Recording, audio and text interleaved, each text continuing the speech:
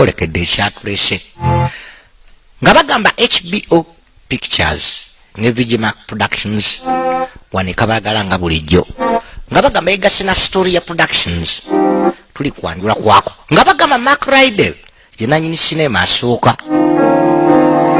wabula Stephen Ray yagenda okulembera abazanyi nga bagamba Isabella Rossellini yakaise Crime of the Century omusango gw'ekyasa ye sinema gye twolekedde nga bagamba Jetty Walsh tabuzeemu wabula Michael Moriarty bonna bali muno tuli kwanjula kwako nga bagamba Allen Garfield John Harkins bonna bali muno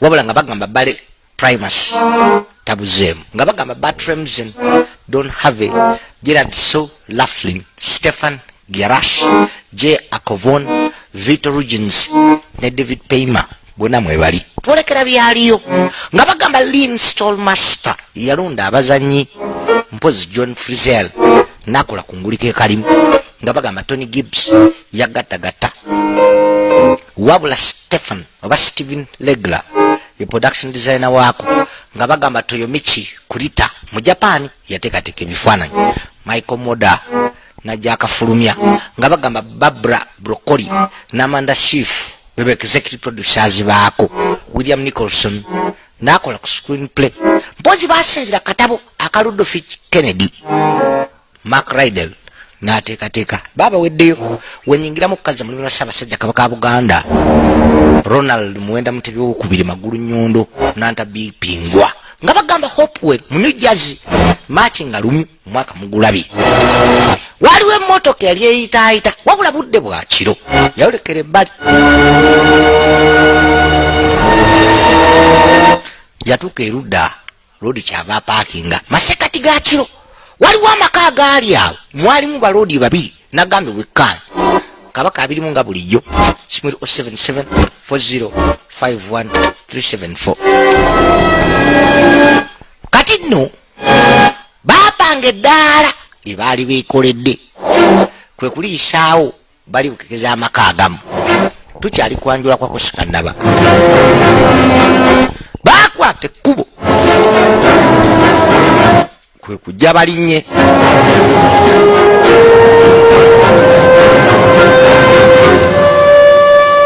naye nga balyekoledde ekitegeeza nti balina obukugu mu byokubajja bagula eddirisa kwe kwate kubagudde munda naye nga balina engeri yakasawo waliwo akwatiridde eddaala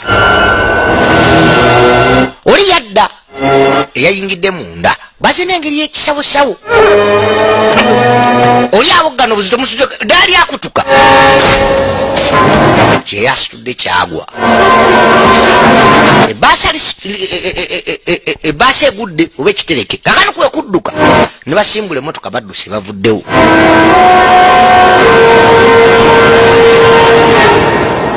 kitereke kyabagenzi nakyo tuli kwanjula kwako kakano enkeera byafuluma mu mawulire nga babuuza oba lwekyazulibwa ku baawambye nakyala agamba ali mu nnaku omuto bwe yabbiddwa naye ate baludi baleka baatutte ensimbi ng'omwana tazze babuuza ebibuuzo ebya buli kika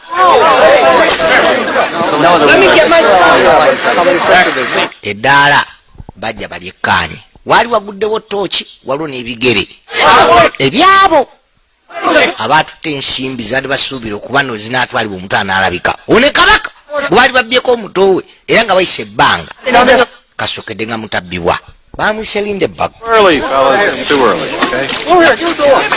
laba kakano byafuluma mu mawulire omuto yamala n'azuulibwa ng'attibwa era nga bifuluma engeri gye basinkanyeemu omulambo gw'omuto omugenzi wabula sente zaatwalibwa yali aziwaddeyo When Lucky Lindbergh took off alone in that little plane of his to fly the Atlantic. Agavambi Lindbergh bwe yavuga ennyonyi okugisusa Atlantic okugenda okulwanyisa abalabe musajja muzira Today, I will pursue the men who nja kuyiga abasajja abassa omuto wange ne batwala ne sente z'obwereere let them enjoy their blood money while they can because sente zaabwe ezo z'omusaayi bazinyumirwe kati nga bakyasobola kubanga mangu ddala nja bakwata kakane twavaayo wabula bino ebiseera egyo emyaka gyali gy'abantu bangi okusenga mu Amerika waliwo banywanyi baali bakafuna obutuuze mu Amerika batudde bali bajja ne basinkanako ng'abagwire babeera bonna abasinga anti omwana gwe tunazaala yajja kuba Amerika waddala newankubadde ffe tulimu olujamani jamani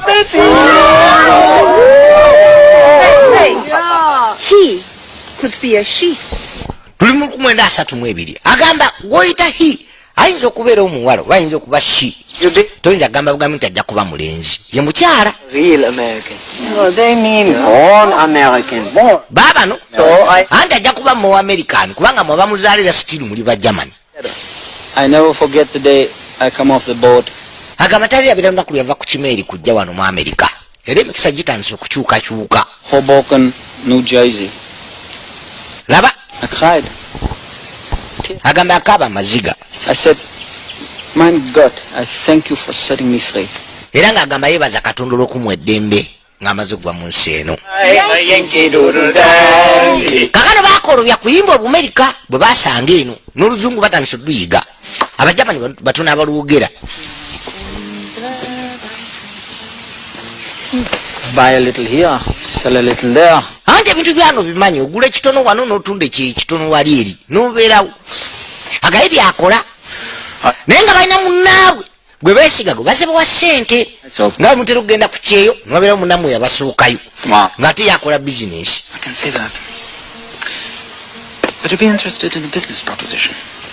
Yamubuuza oba kiteesi ye kyamuyingira kandi bambi mukazi wamugamba yali badde amugamba mukwano ebya bizinesi tobitegeera gwe agamba mu bizinesi information ziba ssente. Yamugamba gwe tolina mutwe gwa bizinesi nze ngulina owulidde gwe byesonyo byokunoonya ssente byange. I made $300 on Penn Railroad stock in 4 days. Amunnyonnyola nga byakola $300 mu nnaku nnya zokka. Nze omutwe gwa bya buzuubuzi nakola money. No, I make it with this. Nzikozesa mutwe si ngalo situyana. Kyangamba kimu mbulirako sanga nange nsobola okuwa amagezi agakuyamba. This is the new world, honey. Everybody gets a chance here. Eno nsi mpya buli omu afuna omukisa wano naye byagala bagezi nga nze. Wabula ke kakazi ke bagana kuzaala muto. Kakano baayitawo basimbule baddemuka ne banywanye buli omu akutte erirye erimuza ewali akasiisirake. Ennaku ziyise banywanyi bajje bamukyalireko. Bwe bakyalibeera batera okwesinkana okwekyalira. Leero pati yali wa munywanyi Bruno Haptman. While I'm away, we'll make a few clothes. We got a pretty big closet, you know. Kakano ayina kesi yateeke bat juka munywanyi yamugamba agala muyingiza mu bizinesi n'azimuteresa n'amuwa n'ekitereke ekirala munnaabwe yabasabye ensimbi buli alina agenda azisige. I shall return to you. Agamba ajja kudda gye bali mwenna nja kudda ssente nga nzoozezaamu To prosper.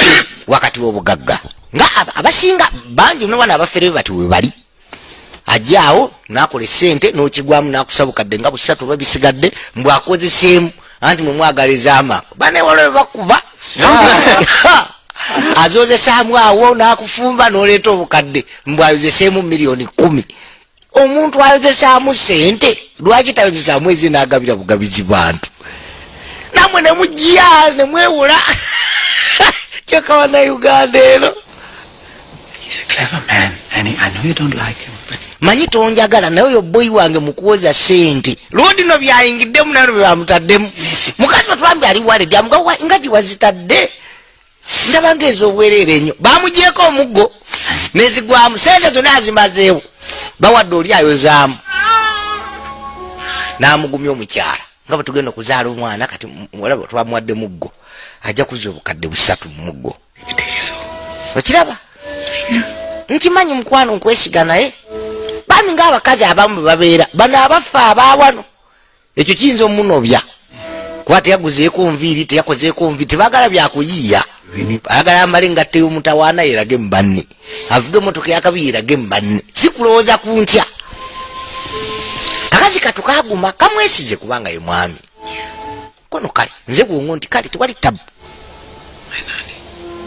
olide hani nze kasagama tujja kuzimba tuba tujja kuzimba bambi ne kaguma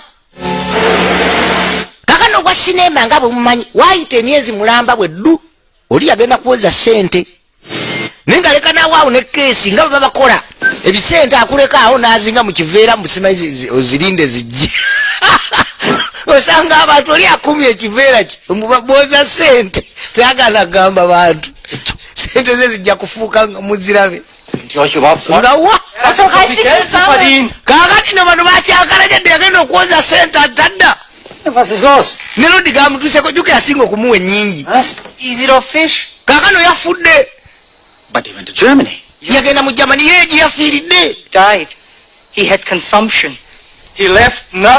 talina kye yalese kye bamusanze nakyo yadde akagaali kale ffe 1000 zaffe kakano bakaba 1000 omanye ebintu byabafere bisanyusa oli abakaaba mitwalo 3 biki nga gwe bakubye 3 otya nozoogera nti bakubye 3 nange bannaye bantwaliddemu. Keep it quiet, he said, and we all did. It's all gone, it's all gone. That is not his money. He had thousands from the Schaefers. And Max... But Schaefers, what's so bitter? He left some things here. I never into the undercare. I don't quit out. He had no... But no stop. Tewenza butalekawo kintu wakira kulekerekisa unagamba kati omwezi tadde sente zigenda kufuuka lingira ko daya akali ziryoke zifuukwe kakano kwa kubijjayo ebisawo osanga mulimu ezikyafuuka bonna ne bakuŋŋaana kwe kusumula keesi mulimu buveera ne biddole yewe nako amanyani nawe asibidde temuli kantu Teddy Bear money $2 I kill him ng'abafeere bennyini bako konoonya mutta oba okyamutta omulabako yamaze dda n'okufa kakana asinza okunnyogoga ye munywa juka akakeko naye akatala afiya omukazi era amugambako namuganze bwongo kwe kusula eri ekkeesi kyokka balina omwana mukazi otuyesiga bbaawe. We will not lose, but I will make the money back. Esente njazikola nzize otya? I might make it. Yeah. You think I don't care about our savings? Oza sifa kusente zaffe zitwaliterese zonna gwe wazitala afiya muyo okufuusa sente singa twasigaza obutono bwaffe tulina singa tulyokke. Yawulira obusungu mutufu kusamba ebikese eri mu durowa nezinazikasuseyo mukoona bino ajuuka lw'ekitereke kiyamuwa kiyateeka waggulu kyo bwe kigwa nga mulimu ebirimu kino lyakitadde waggulu kakano kino kirimu kavu bubandaali katonda esiti kakano mubusungu onaagamba gudiigudde nange omufere muvunyeemu nyingi okusinga ze yamuwa kakano kwa kuzikwata mu galaji ye n'akwata empapula ezabukedde ziyasomedda kwe kutanga okuzingamu omutete gwe bwatereka eri talina gwe yagambye nti abaayo omusajja yatubba nina kyenguddeko n'asooka ajjako obunooti nga buuwo 10,000 n'azikuba ensawo zino tunagira tubeera ku ezo kubanga olijjuka baamubise yafudde nga naye muyakuba gudigudde nange omufere kamwawuleko n'aterezaawo n'akuba namwe emisumaali anywezeza nagambye wekkaanyi byetula basinzirako ebyo byaliyo vijemaka birimu nga bulijjo kakani anywa katunda n'akazi n'okukanywa akanywesa tatatata mutima guyimba obuyimba more kakani amugamba ajja kukola sente nyingi nnyo wabula kati eddoboozi ligumyemu omukazi yatya not everything totya sente njazizaawo nze ni musajja mukozi okimanyi wabula eddoboozi ligumyemu si yeri lyabadde litidde naye nga omukazi sanamuga nti walina gudde ku mutete omusajja gwe yali yaleka wano bwe bubi bw'obutaba mulambulukufu katulabe. Did not know it was crooked. He made me a business offer. Yampa business offer ng'agamba agenda kufuusa sente nange ne muwa. Bad money. Ezo sente mbi, sente z'okufuusa mbi. Oli bw'aba afuusa sente lwaki tagaba zaabwe eriri. nga ye aba asobola ozifuusa yalina okukola yali aŋamba alina bizinesi n'ekigwamu naye ngaomukyala tanamugambako nti yagudde ku kavanga. You are one of the good people. Oli omu ku bantu abalungi bwe nkugamba nti bamugumuguma nze mane nze kukola ssente. Maybe it's not so bad for you to have a husband like me to watch out for you. Osanga si kibi nnyo kuba na musajja nga nze ng'alina okulabira kuba ffe tetwavuwala mu kika kyaffe. Kaakano ayogera bw'ati omugumu oba kantu keyaguddeko kali n'akweka twadde emabbali ennaku ezina lunaku ali ajja akapapula kamukamu bw'akozesaako.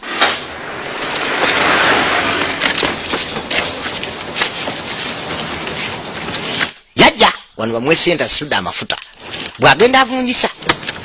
Kaakano ono alimu olupoliisi eno nga ndabanga certificate. Sure hope so. Sente zino zirimu obukodyo mwe abasinga temubimanyi nnyo. Yazikiriza naye nga certificate zibanga sente zaddala nazo zibako namba zizanzibirako omulimu gwaze ez'enjawulo kwe kuwandikako namba plate ey'emmotoka ezimuwadde. Kaakati nno bano lodi obusimbi abukozesa okumala akabanga poliisi ebuyigga badde babulaba ebyembi.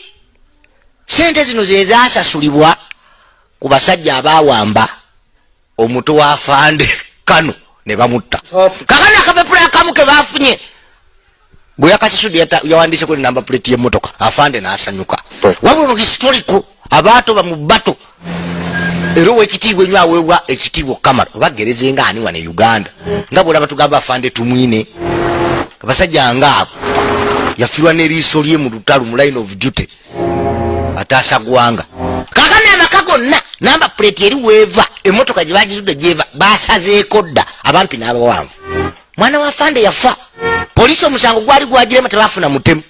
Laba tabu waliwo alabise ng'alina ssente zasasulwa abasajja abasobola kuba batta omwana. Lengera mukazi otunda avaayo ne katooto naye nga nakuno mane waali loodi n'akwatako ne mu nsawo twakavaako. Bano bamulaba mukyala tamugambanga nti waliwo akabanda alikwatoola. Kaakati nno baasalako olusala bamunywereddewo leero kiki naye ng'amazima ye tamanyi tinalina omusango jjukuuli amanyi yafa dda. Muli bapoliisi nga tuli bapoliisi zino sente ozimanyi ziriwa? You know you were supposed to turn all gold money into the bank by May 1st of last year? I didn't know. You didn't? Get him out of here! Yalagira bamugye wano. Laba tabu. Kakati batandise interrogation. Ovanga okubuuza ebintu nga tobimanyi ne bakubuuza sente onajua pesa hii? I have collected them. Ate n'agamba yazikuŋŋaanya. Laba. This is part of the Limburg ransom money. Nga bamugamba this is part of the Limburg ransom money. Sente zino ze zimu ku ezo ezasasulibwa Limburg nga bawambye omwana we sibimanyi ate nga bambi ge mazima. Nagambye wekkaanya naye bano obeekuulamu otya nkugereze eno ngaani? $100 maybe, that is all. Kakana agamba alina dollars nga 100. Omukazi bambuuza ennyumba ne bajja bagisaakinge. Kakana ate zaalina zokka zaayogerako bambuuza mmeka n'agamba alinayo nga 10 ne basalaasala ennyumba yonna. I want to see him. Is he all right? It's fine. You'll see him, okay? What has he done? Mukazi twaabuuza bbaawe na kiki yakoze nga ojja mmulaba teboogera. Where were you on the night of March 1st, 1932? Bambuuza 1932 olwo olunaku omuntu oluyattibwa aliwa? That is a long time ago, you know. Ebbanga gwanvu sijjukira bulungi naye ng'amazima alina mukazi we baalina out ne banywanyi be. Was taken. You remember that? Yes, I remember. Agamba jjukira okuwambibwa n'okuttibwa kw'omuto n'afande abeerawo tayali. You can imagine. Omwana we baamutta ng'asasudde ne ssente omwana teyalabikako. Kyokono historical. I just started a new job. My first day. Anna, my wife. Kati n'agamba ali akazuula mulimu gwe omupya era ali ne mukazi we kw'olwo olunaku. Yo poliisi eba ewandiika buli kimu. Yeah. Tuesday was Anna's late night. I pick her up from the bakery around 8. Just to be clear, what you're telling us is that you were with your wife. Kyotugamba nti wali ne mukazi n'afande yennyini si wa poliisi wabula biyingiddemu kubanga koligi. Talk about You can imagine ngoziza omusango polisi nekwata nga Kayihura waali ate oba tugambe Ndugutumwino oba najja oba Lugunda nga bakoligi kuva dda nga gwe battira omwana yembeera neeriwo. Ono omukulu Kano mumanyifu nnyo yawangula n'emidaali egy'obuzira. Omwana we yattibwa bakuta omusajja gwe bakutte ne ssente ze asasudde ne baddamu ennyumba bagisaakinze buto banoonya ssente endala kuba zaali nnyingiko n'ebiddole by'omuto we babisaze. Mukazi otwalaba bulabi buli kamu awaka bakasaze. Take the money with you. Kakati n'omugwagwa yali yawandiika nooti kati bageza kukulaba handwriting ye oba efaanagana ne kanooti kali yawandiika eyatta omuto era yamuwamba. Bamuwadde ebigambo ebyawandikibwa kabalwa kati teri ne galaji leero bagirumbye naye nga jjuka ffe tukimanyi amazima gali nti omutete waali omulala. I knew we had him. Kaakano bagudde ku ssente endala bye byembi. Experts say the ransom notes were written by a German. Tui's a carpenter. Wabula bagamba ebbaluwa teyinza kubanga yawandiikibwa ye omukono gwe mwawufu. Record? Oli oluzungu lwe terutuuka na butuuka luwandika mu ngeri mbi. Simwevugira. He's just been careful. Yeah. Wangi? I recognize your voice. Transcript. Yeah, thanks. Stay. Sooka olinde. Just come in. Yes, sir. Yes, sir. No, Get somebody no. under What do this you got guy's for me? past. In commends. Kakano basaba nze ne ku biseera by'emabega naki. Are you telling me you're sure, or you telling me you're not sure? Okakasa oba tukakasa? Osborne, handwriting expert. Fine. No, fine. You're not. We'll bring them to you. Kakano handwriting expert awakanya agamba omusajja ono gwe bakutte tayinza kubanga yawandiika ebbaluwa eri. Katonda wattu. He doesn't think Hauptmann wrote the ransom notes. Agamba Hauptmann tayinza kubanga yawandiika ransom notes ze twafuna. Ennyumba ne bagiddamu. Ba expert bonna bagamba ono omusajja tayinza kubanga yawandiika ebbaluwa eri. Handwriting ye endala kuyo omusajja asobola okuba nti yatta omwana wa Lindenberg. Kakano kwe kudda gyali kati ntwamugamba biwandika nga bwe baagala. I know how to spell better than that. Just write it. Ukiwandike nga bwe nkikuwadde spelling. R R E E D D Y. Y. Ready? Kati bamugamba kiwandike ng'oli bwe yakiwandika mu luzungu olufu. Eyo nsobi togikolanga. Galaji bagikuttemu. Bakyamuwandisa ng'oli bwe yawandika. Kaana ebyembi. Kavanga tumulagwa yali akwese naye bamuguddeku. Kyokka ate teyamwogera nti amulina. Omukazi yatunula n'agwawo ekigo. Bingo. Tugudde ku ssente endala. $14,000. Omutwalo gumu 10,000.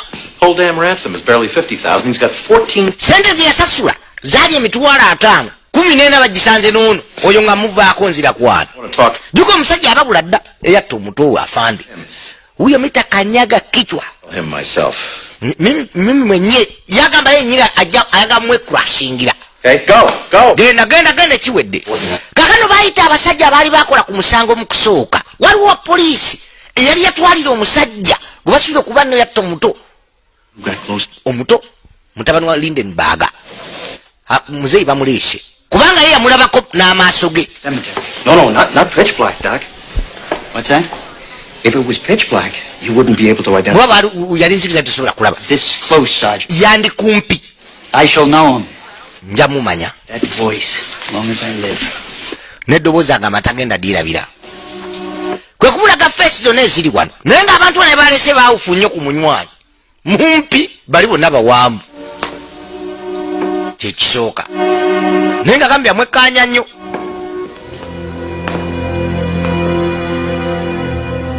This one?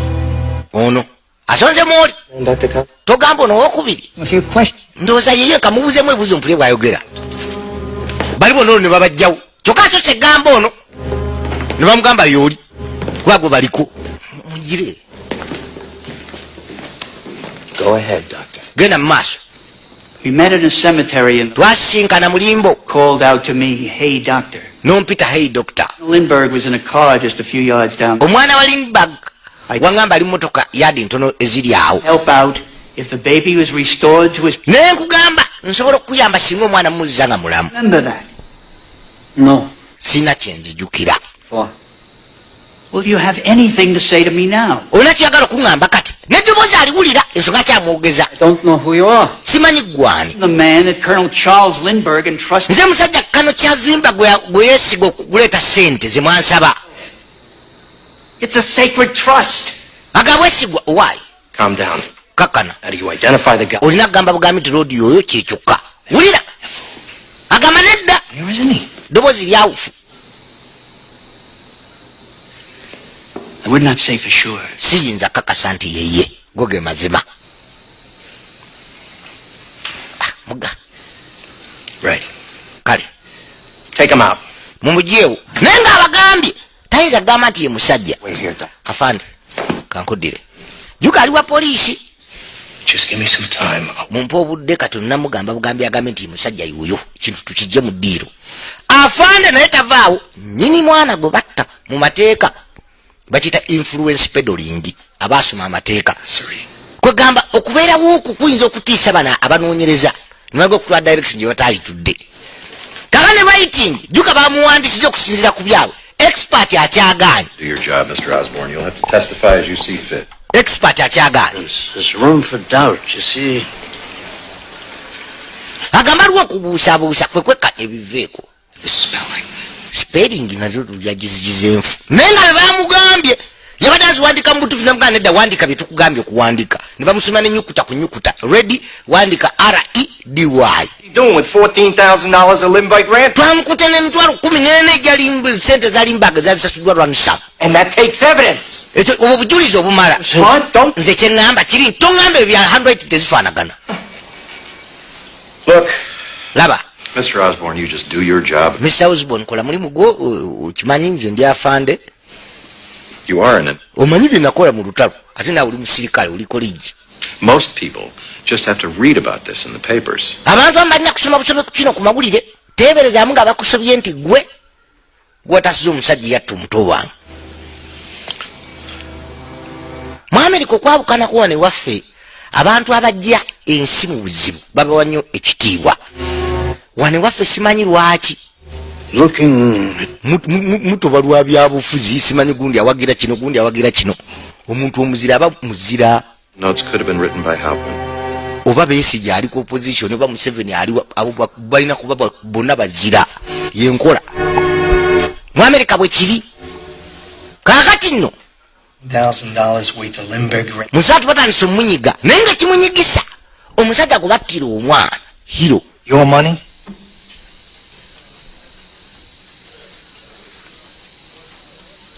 Musatu gutandise omukulako. Doing in your garage. Zaali zikola ki mu garaaji yo. Kakana atandise okulaba obutayogera amazima mu kusooka ate kutandise omuleeteramu obuzibu.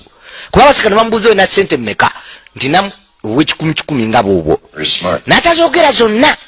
No. Kyokka nga amazima tukimanyi ssente zaamuweebwa buweebwa oli omufere.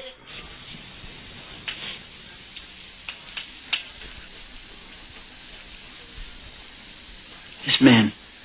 Kwe kutandika okwogera amazima. Omusajja yali atukubye ssente. Fish. Isidore Fish. Bamwita Isidore Fish. Way to Germany. Mu Germany yagenda mu Germany.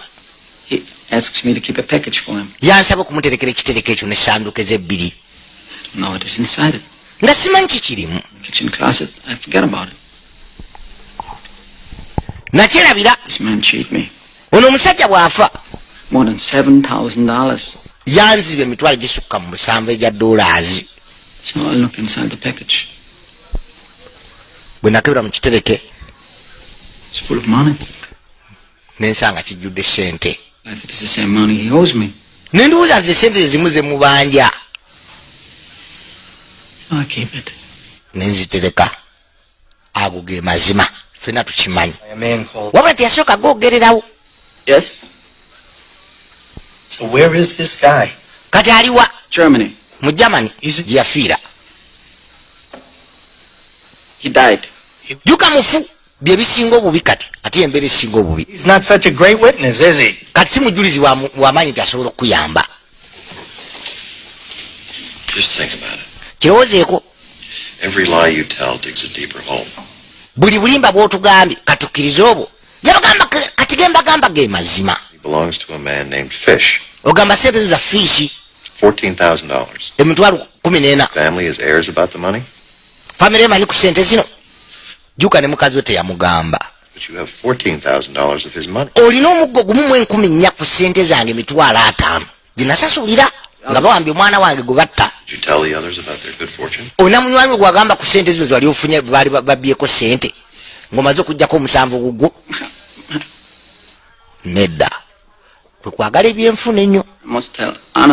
Nabaga bye tulaba basinzako bye byaliyo. Anna, I don't know how to explain it to her. I think perhaps...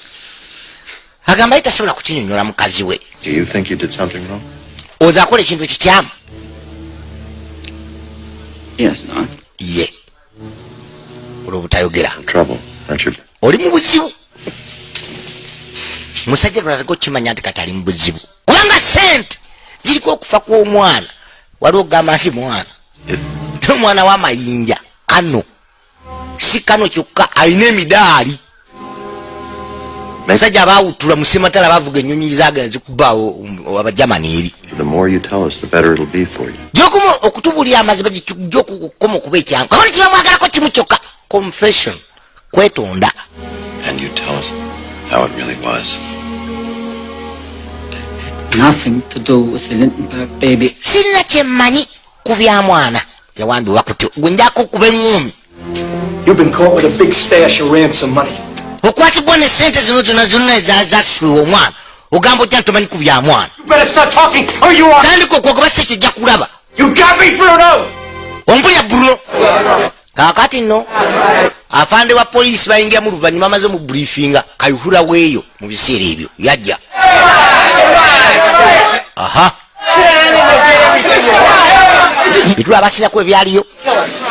I have an important statement to make. Nina statement y'amaanyi ey'okukola ebikwatagana ku mwana wa fande waffe. You have in custody tulina omusajja who received the ransom money. eyafuna sente. Bruno Richard Hauptmann. Bruno Richard Hauptmann. PTMA. HAUPTMA. Of 1279. N'adresi ye n'agiwaayo. 27. Kikuba mutwe awali kateni akabbulu n'ebisigadde. Eno ziba namba. He came to this country yajja mu nsi eno as a stowaway 11 years ago. emyaka 11 egiyise buli kimu ekimukwatako bakifunye dda. Is this finally going to solve the case? Kino kigenda kumaliza omusango. The opinion of all three of us, yes. Anti masekati gaffe ffenna kyawedde dda. Omute mutumulina. Laba. Kakano omusajja atu baamuyisaawo olwo bamulese mawulire. Yatandika okunnyogoga. Omusajja atabbangako yadde ejji. Ali mu musango ogw'okuwamba n'okutta omwana w'omusajja asinga okuba ow'amaanyi mu biseera bino. Mukazi we baamuyita. You know what this is? Omanyi kino ki? It is money. Sente. Naye abantu abali naivu nga ffe tomanya sente banka ze beefudde certificate oba ki olw'ensonga zaayo. Bruno? Your husband? Baawo. You're saying Bruno's not his name now? We call him Richard. Anti ze muyita Richard. Lwaki? That is his name. Kubanga lirinnya lye nalyo. Alina n'amannya mangi. Naye ng'omuntu osobola okuba n'amannya amangi. Don't be so afraid to answer the question. Totya nnyo afande tavaawo. Trouble. He's already made a full confession. Yamaze dde okwetonda. Bamubba magezi. I do not believe you. Sibakkiriza. Lying? Of course. Kyogamba nti nnima nti ddala olimba kubanga bambi kamumanyi. Kaganye. Kagambe tayinza kubanga yatemula. Not the one who stashed 14,000. Si nze nasangiddwa n'emitwalo 14 bw'ogamba nti nze nnimba. I don't know how Richard got that money. Simanyi Richard yafunamu sente ezo. Naye baze mumanyi. Musajja mukozi bambi. Husband, you love him. You see him in the best light. Baawo omwagala. Oba olina okulimba ku lulwe. Side to him you've never seen before. I know him. Mumanyi. Did you know him in Germany before he came to this country? Wali omanyi mu Germany tinedda. Then you couldn't know that in March 1919, he committed 3 burglaries Katonza kimanyi mu 1919 yabba emirundi 3. for those crimes. Of course I know. Manyi ekyo nkimanyi yakiŋŋamba. He did bad things. Yakola ebibi mu buto bwe. Ebiseera mu Germany obimanyi bya sematalo. Tewali kyakulya tewali buli omu yabba kumpi. But do you think it's possible to trust a man like that? oza kisobola okwesiga omusajja ng'oyo You there in Germany after the war? mu Germany ng'olutalo lusooka sematalo lasooka abwedde But then you know. omanyi bwe baaliyo No food. No. tewali mmere tewali kintu kyonna. Richard was not the only one. Richard si yekka yabba. So what's he doing with the ransom? kati akola kino essente ezasasulwa. I will ask him. nja mubuuza But I know he never took that baby. naye nga nkimanyi teyatwala mwana. I know it like I'm sitting here now. nkimanyi nga bwe ntudde wano kuba nali naye. Richard was with me. nali naye ku olwo. kati nno ligali oli bw'oba omusiba okuwamba omwana oba omutta ku olwo ono omukyala naye walibadde omukwata bakiyita akisesore okuyambako obumenyi bw'amateeka. bamuleeta mbwayogere naye naye nga bagenda kugana yambulira ebya ssente naki naye nze kimanyi ku olunaku lwemugamba omwana lwe bamuwamba nali ne baze yajja.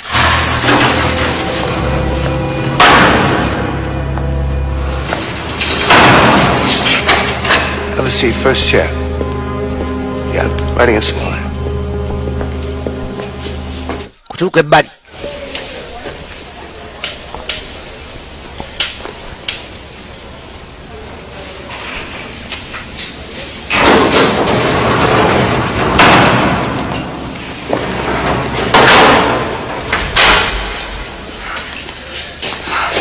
My God. katonda wattu eŋŋumi ze baamukubye Did you do this here? Did you beat him? duka bamuleeta mulamu. I don't know anything about it, lady. sina kyemanyi ku eyo nga polisi yonna bwekola. You want a doctor? oyagala musawo nedda No. kubanga ku bizibu byalimu ekyebisago bino si kikulu kati. Meine arme Liebling. English. luzungu lwoba oyogera juka abagala kulikodinga bwe kimu n'okuwulira. They hate me, honey. They think I took that baby. balowooza aze nawamba omwana. You have to tell them everything. babuulire buli kimu nabagambye edda. It was Fish. When he came to see us that night before he went to Germany. You remember? kwegigona ku fishi lwajja He gave me a packet. luyampa ekitereko ekyo n'amasanduuko abiri. bawuliza buli kimu. tebanawuliramu kigamba nti oba yawamba omwana oba ki. It was full of money. I wanted to tell you, but I knew you said... nayagala okugamba naye amalala n'okwagala okulaga nti nonjiya nnyo kyekyankwesa ssente ezo nga zijjayo mpolampola bwe tukozesaako engeri gye twali tumaze okufiirwa ssente. He's good, I'll give him that. He should have been an actor. anti yalibadde actor kubanga enjogera bambi gyayogera mwana bikedda nga ayogera amazima naye ensonga eri nti bambi ayogera ddala amazima. Here was this money that nobody knew about. It was like God was saying... zaali ssente zalimanyi teri muntu azimanyiiko neŋŋuma nazo. Yes. Did you tell them right away? wabagambye ebintu ebyo byonna nabibagambye When I hear where the money comes from, I was afraid they would not believe me. naye bwe namala okuwulira wa ssente zijali zivudde natyo babuli amazima amatuufu mu kusooka. Richard, they looked everywhere. Richard wakola ensobi awo. Believe me. They will. Richard, they will. I think I will go to prison only just for having that money. anti ndowooza ngenda okugenda mu kkomera olw'omusango gw'essaza. But he knows nothing. He told... amugamba tatya. Oh, honey. Are you trying to be one of the smart boys? ogezaako kuba amazima era kyenjagala osigaleko. You're not one of the smart boys. That's why I love you. era nga mugamba mbi ensonga akyamuyagala. Dear honey. I've never lied to you.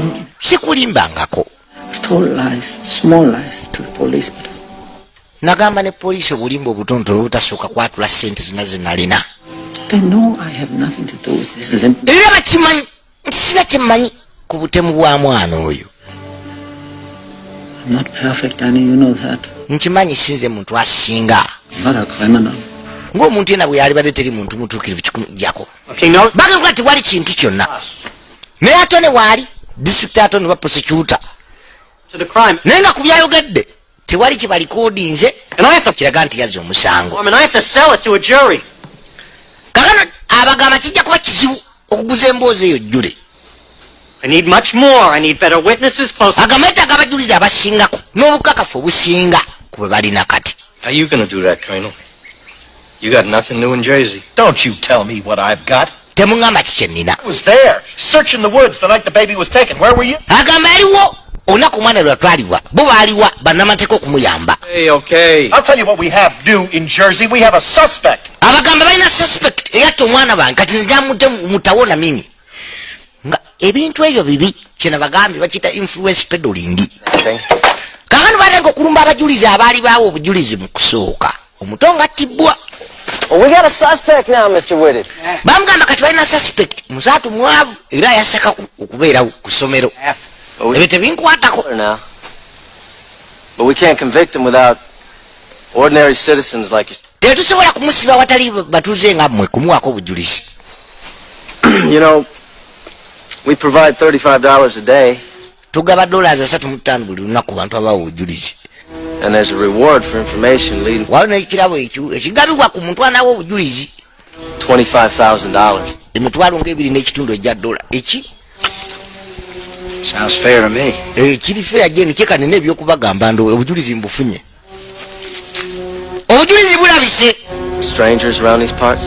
You get strangers time to time. Buli wantulaba abantu ababya nkya n'eggulo bangi bajja era abo basinga mbamanyi. Several men or just one man?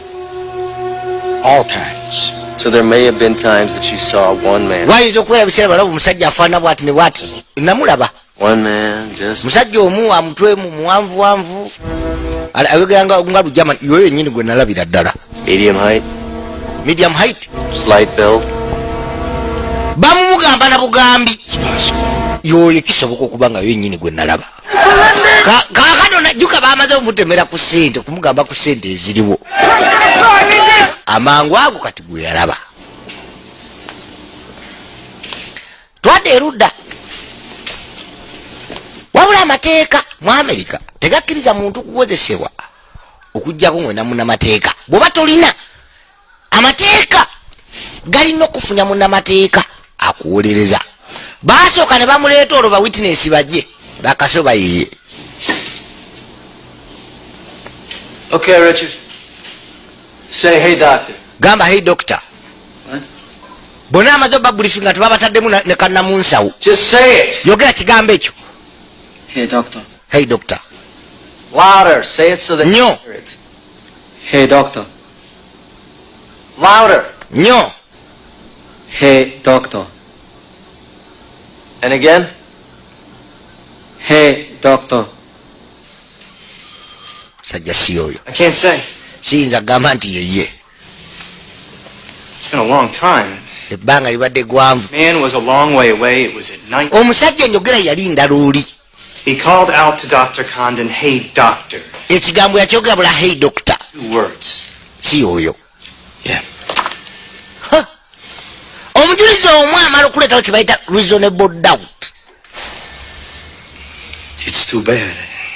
Kyanaku nnyo. We need anything we can get, Colonel Lim. Twetaaga ekintu kyonna ekisibiza omusajja. Omwana wa Afande okimanyi yafa.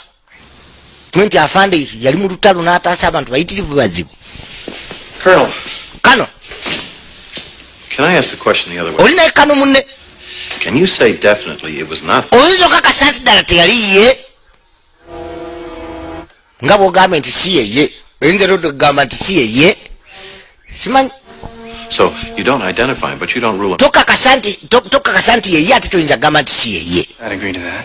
Anti nyinza okukkiriza ekyo. Weebale nnyo. Ontegedde nsi? I'm afraid. Mukisa Afande okuba omugaso gy'oli. Time we will get. Ekyo njagala kikuuma ebirowoozo byo.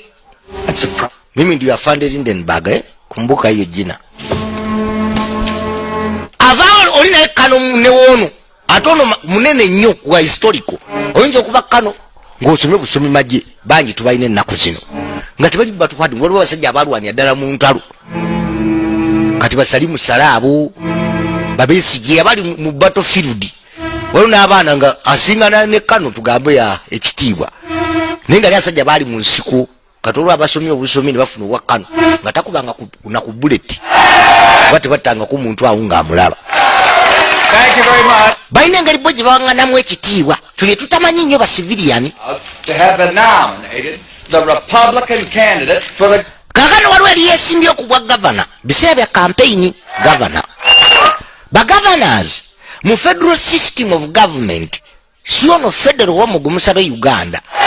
This is federal, F-E-D-E-R-A-L.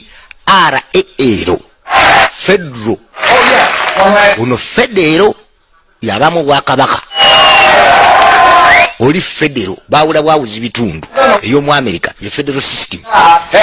Bagovernors baba n'obuyinza bungi nnyo mu state. Ono yaliko era anoonya kalulu kamuzaako. Wabula amawulire agafuluma gonna galaga omusajja eyatta omwana w'amayinja omu ate gwamanyi naye yakwatibwa oba asuubira okuba nti yamutta. Laba. Do me a favor. Don't go out of this room and say what you just said. Well, don't say he's entitled to a fair trial. You know what? Hoffman's silent on crime. Hoffman speaks out for baby. You're not... Bamubriefingamu omanye ebyobufuzi bitambulyamu n'embeera egenda mu maaso ku nsi. It sounds good to me. Look, Harold, Marty happens to be right about this. The people feel very passionate. Abantu bali passionate ku bintu bya fande byakolera ensi eno. His little dead body and then sent it to the parents. Newankubadde aliko opposition oba kino naye seba abantu bakyamuwa ekitiibwa kuba yafiirira eggwanga lino naye yabisuula ebbali agatagala biyingiramu bijja kutta akalulu ke. Regeneration. You know what this is? Kakano district atone bonna bonna onarwabinga nabo shoulders kuba nali mu system. Maybe you could be one of the say. Oh, I see.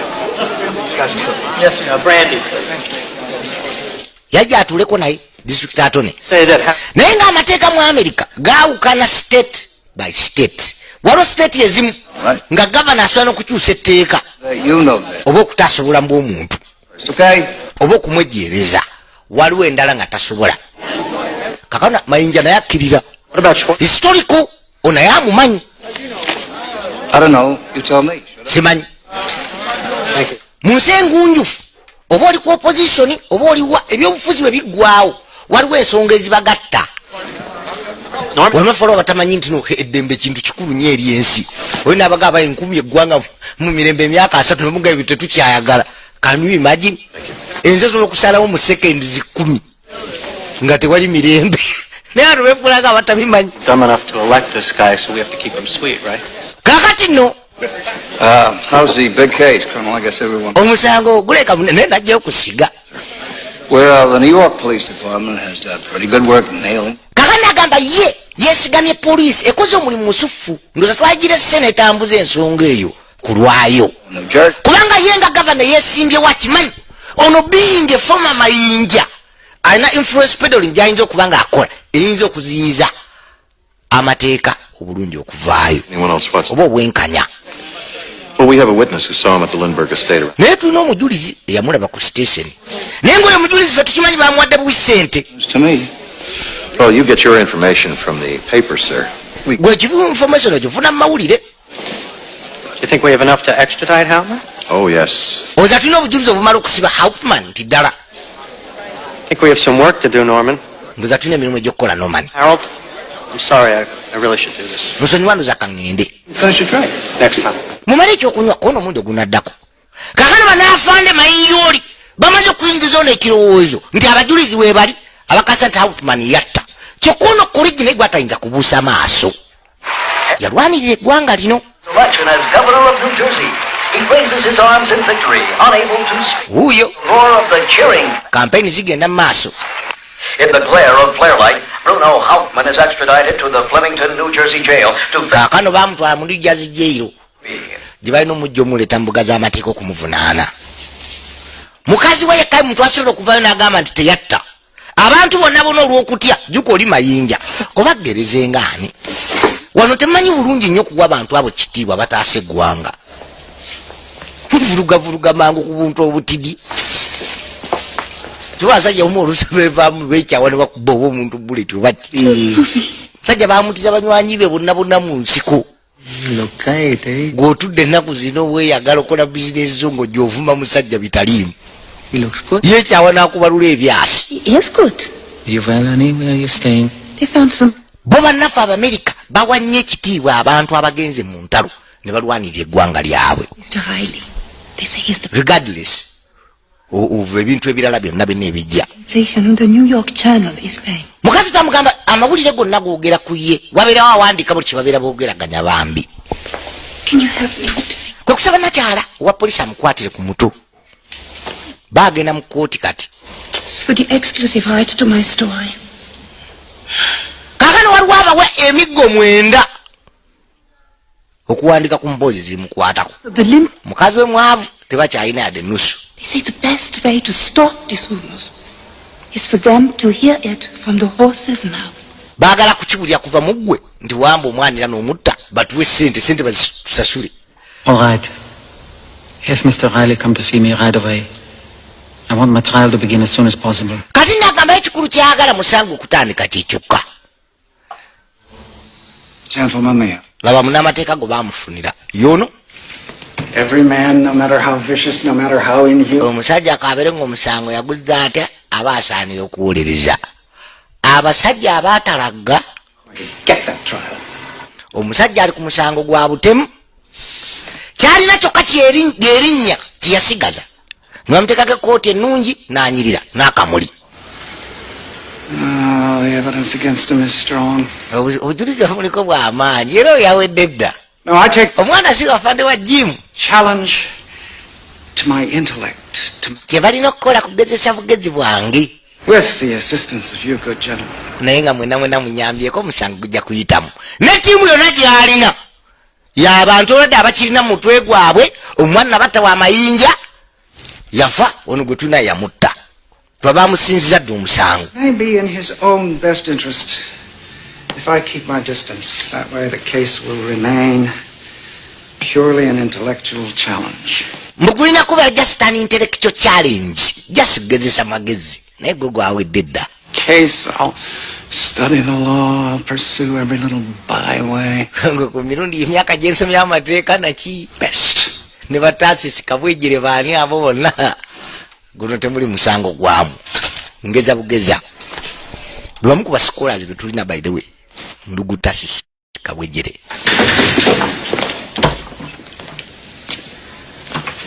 Kakano baamuleeta one Mr. Riley ali ku ttiimu ya defense n'omuwolereza. He's my lawyer, is he not?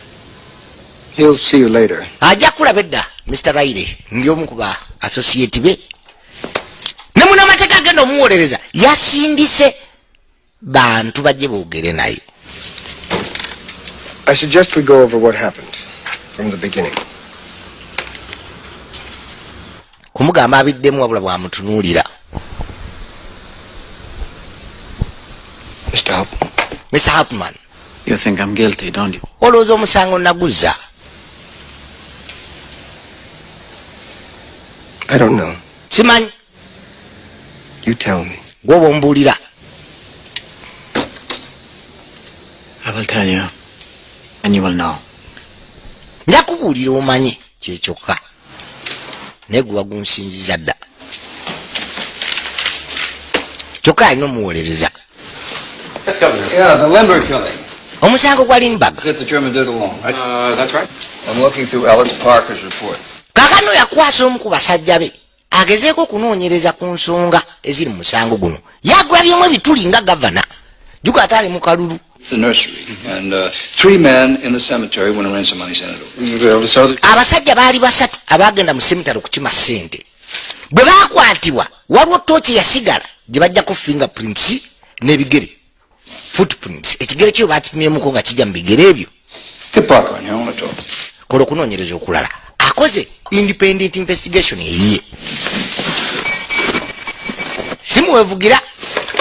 Yeah? Oh, good. Put him on. Hey, Billy. How are you? Bile, kiri kitya? I've had better days.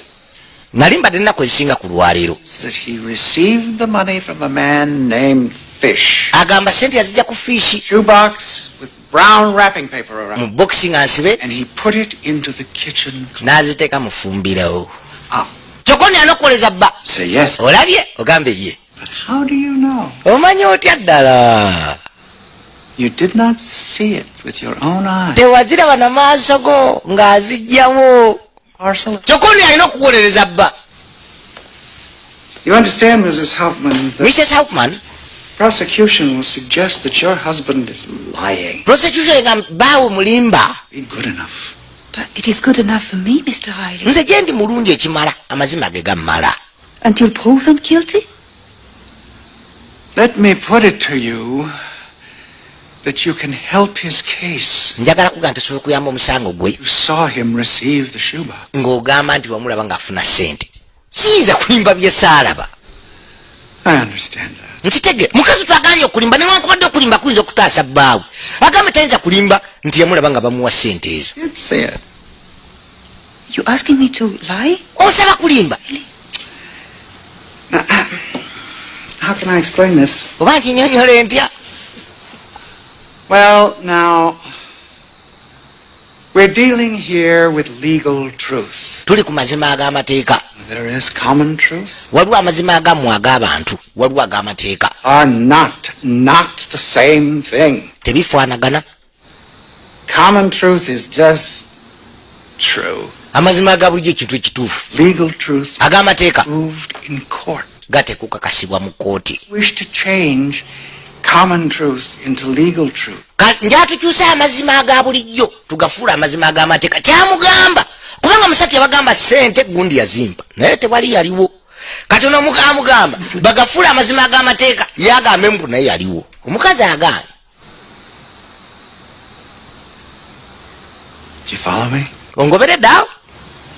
Nedda sigoberedde kubanga oŋŋamba kulimba kisobola kukola. Mrs. Hauptmann, Mrs. Hauptmann, your husband is facing a murder charge. bawe avunaanibwa misango gya butemu. Guilty. He will go to the electric chair. Bwe bamusinza omusango bagenda kumuttirawo ku kalabba ku ntebe. It's all the help you can give him. Yeetaaga obuyambi bwonna bw'osobola omuwa. Mr. Riley, Mr. Riley, Richard has told lies. Richard I cannot defend him by telling more lies. yalimbamu naye ate siyinza kumutaasa nga nnyongera kulimba. That put my husband in jail. Obulimba obwo butiddi bambi bwamutuusa mu kkomera. The common truth. To make him free. Kati sigenda kukola bulimba bulala kumuta kubanga bujja kwongera bizibu birala. Agaana. Parker for the governor. He's expecting you. Akusuubira. He's on his way in. Ali mu kubaja. It's not my case, Mr. Hoffman. Si musango gwange.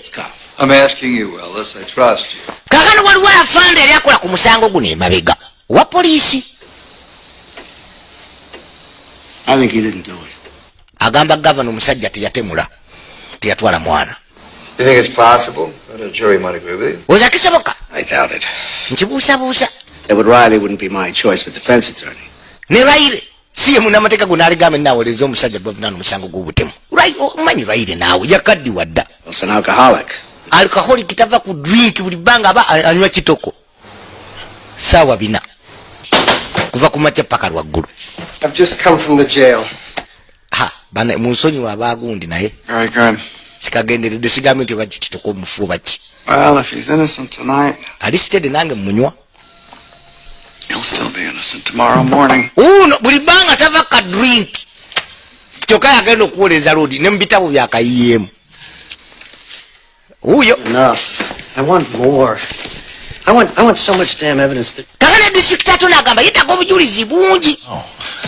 And I want a confession, and he will confess. Nze njagala omusajja yeetonde kijjo tutaasa kyokka. Kituwonya ebizibu bino byonna ebyabajulizi. Oba nteekamu ssente nteekemu. Ye yafiirwa omwana. Do that for us. It's Lindbergh. But he'll never do it. The jury would believe Lindbergh. Yeah, but I'm telling you, he won't. Kakana agamba Limbaga gwe balina okuleeta ku standi. You can't be sure. Ono afande kano munywanyi we akulira poliisi nagamba Jet Walsh ageeka. Go talk to him again. Lay out everything we got. Tell him if he'll say in court that Hauptmann was the guy in the cemetery. Era nga bamugamba Limbaga kyalina okugamba nti Hauptmann omusajja yali mu cemetery. If we get a confession. Ono kano Norman Schwarzkopf we bagamba akulira poliisi. The old-fashioned... Alina okuyita oli afande munne Lindenberg agambe nti ye musajja yennyini jams the streets. Crowds try abantu bajula wano trial, but Carnival is all. bannamawulire aba buli kika Characters in the drama to arrive is the loyal wife of Hauptmann, fighting for her husband. bambi ne mukazi we alwanirira bba bamuyisaawo naye nga afande Schwarzkopf kyagambye kisobola okutaasa omusango guno kati Lindeberg yennyini afande Lindeberg munywanyi we kujja mu kooti agambe nti ne musajja gwe yalaba nga bamuwa ssente laba looya we byamukubye dda ani obuveera bwonna bumanyi obw'essente etidi kyokka gwe bamuwa muwolereze musajja ne bamuyisaawo tuliraawo naye asabula nga bannamateeka bonna bwe baba teri munnamateeka ayambala bubi era beeyita ba land friends ne waba awedde ku mpagala. Just under 3 years ago now, a normal, happy little... emyaka gitanawera esatu amaka aga bulijjo agava musajja omuzira mu ggwanga lino spent the entire day playing. baalina omwana yamala olunaku lwonna ng'azanya wa myezi 14 gyokka. And later, olw'eggulo that very night, ekiro kyennyini this curly-haired, happy little boy kano akaana ak'obuviiri obuyiika crib and was brutally murdered. kabbibwa ne kattibwa. Simple words are spelt wrongly in both. ebigambo ebyangu bya spelling expert yuno azze okuwa obujulizi. The ransom note, the word ransom note ekigambo ready ne awa bakiwandika bwe bati ne wane bakiwandika naye nga jjuke baamugamba abiwandike ne wrong spellings. There are many such misspellings. kati bagamba mbu bifaanagana. Colonel Schwarzkopf. Colonel Schwarzkopf. The client tells me your officers spelled out the words. Bangambye ba officers ba spelling ebigambo ebyo. Copy the entire ransom note. Ono no abamanyi obulungi Norman Schwarzkopf ono kitaawe. Your client is on trial for murder. He'd say anything. Gwe bazanya kuwano nage tulabasinza ko ebyaliko oba ebyaliwo. That would defeat the whole purpose. All we wanted was a sample of Hauptmann's... Kitwali twagala sample yesekera namu yali kawala gino. Time I saw a man on the road just outside Hopewell. And is he in the courtroom today? Omulaba mu kkooti leero. Sitting right there. Yatudde awo ne suuti ennaku zino alina mpya tukimanyi bulungi nyo tebamusuubiza sente eza buli lunaku n'ebiri ekitundu. I saw there were nail holes in the rail, so I checked the joists in Hauptmann's attic, and sure enough, there were nail holes there too. So I took a closer look. And did the nail holes in the section of the case emisumaali gyali mu ddaala gifaanana emisumaali egyali we mwajja sente? They did. Ye gifaanagana yafaanibwa polisi musatu agamba nedda juka mubazzi bye byembi naye. Silence. Lieutenant Kramer. Lieutenant Kramer. But this board came from the floor of Hauptmann's attic. Ogambe no bodi yava ku gundi ya Hauptmann. Soko jikwatu jikanya oba yeyo. There is not a sign of any hammer mark. Temuli yadda akabonero ko kenyondo yali kubyemu omusumaali. Okuwoza yali bazdawo za bulungi neka drink yezukati gwe baleeta. I need a hammer. I just nali seetaaga nyondo down with my hand and I najja bujja lubaawo nangalo zange. Those nails have been in that house. naye ate ogambye mu ddala mwalimu emisumaali ne muno gyalimu. ojja ate olubaawo olimu emisumaali n'engalo zo. And yet there is not a mark. kyokka tekuli yadde akabonero akalaga wayise ennyondo yadde koloba or anything. yadde akantu konna okujja olubaawo luno. Dr. Condon, you met the kidnapper twice. wasinkano eyawamba emirundi ebiri. Areas in the Bronx, and both times at night. emirundi gyonna kiro. You met that man since. waleze muno musinkano. And what is his name? erinnya lye Bruno Richard Hauptmann.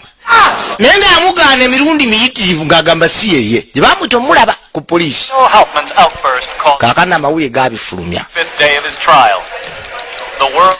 teri kibi nga kuba na musango ku basajja bano bamanyifu. Charles Lindbergh. I heard a voice call out. nawulira eddoboozi. Cemetery. And what did the voice say? lyagamba litya? Hey, doctor.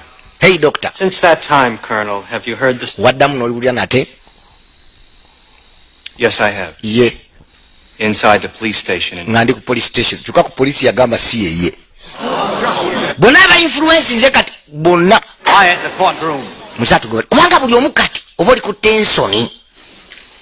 Omusajja ali ku musango akutta mwana wa mayinja. Ensi yonna gwemanyi.